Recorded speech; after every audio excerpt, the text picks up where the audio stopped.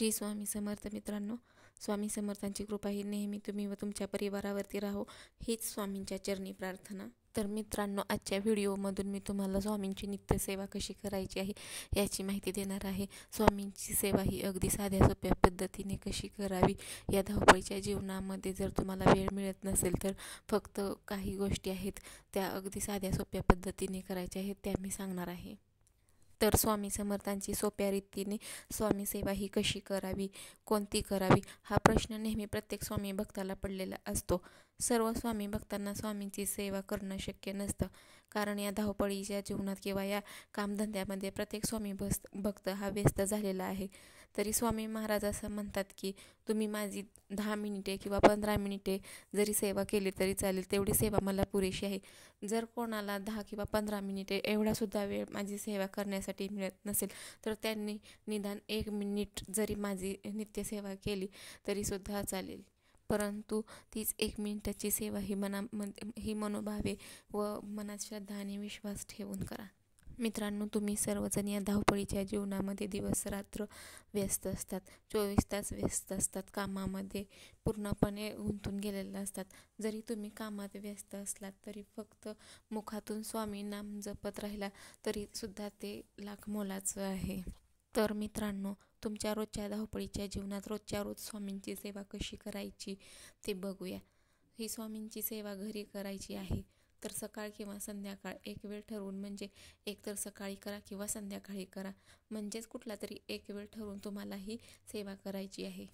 तर तुम्हाला या सेवेमध्ये काय करायचं आहे, तर या सेवेमध्ये तुम्हाला फक्त 2 गोष्टी करायच्या आहेत।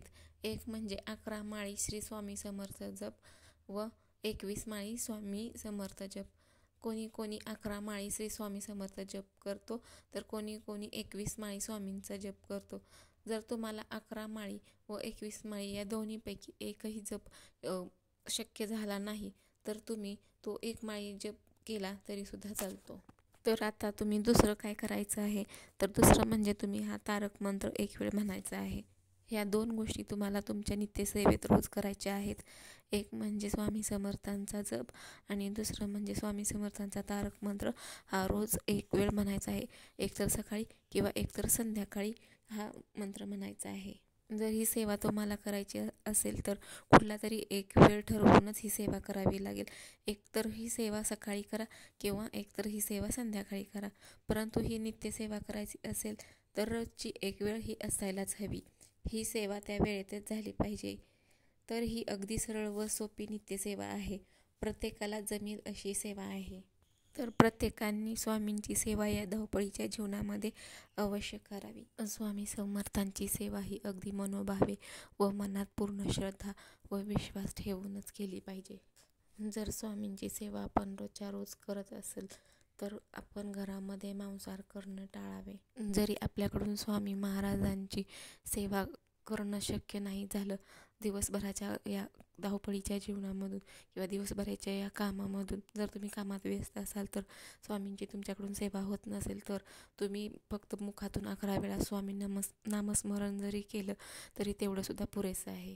तर मित्रांनो, या साध्या सोप्या पद्धतीने तुम्ही स्वामी महाराजांची नित्यसेवा ही करू शकता। अगदी सोप्या पद्धतीने सांगितली आहे। स्वामी महाराजांची सेवा ही तुम्ही करू शकता। या धावपळीच्या जीवनामधून जरी तुम्हाला 1 मिनिट जरी मिळाला तरी तेवढ्या 1 मिनिटामध्ये जरी तुम्ही स्वामींची सेवा केली तरीसुद्धा चालेल। तर मित्रांनो, आजच्या व्हिडिओमधील माहिती ही तुम्हाला कशी वाटली ते नक्की लाईक कमेंट करून सांगा आणि सबस्क्राईब करायला विसरू नका। श्री स्वामी समर्थ। जय जय स्वामी समर्थ। अनंत कोटी ब्रह्मांड नायक श्री स्वामी समर्थ। अशक्य ही शक्य करतील स्वामी।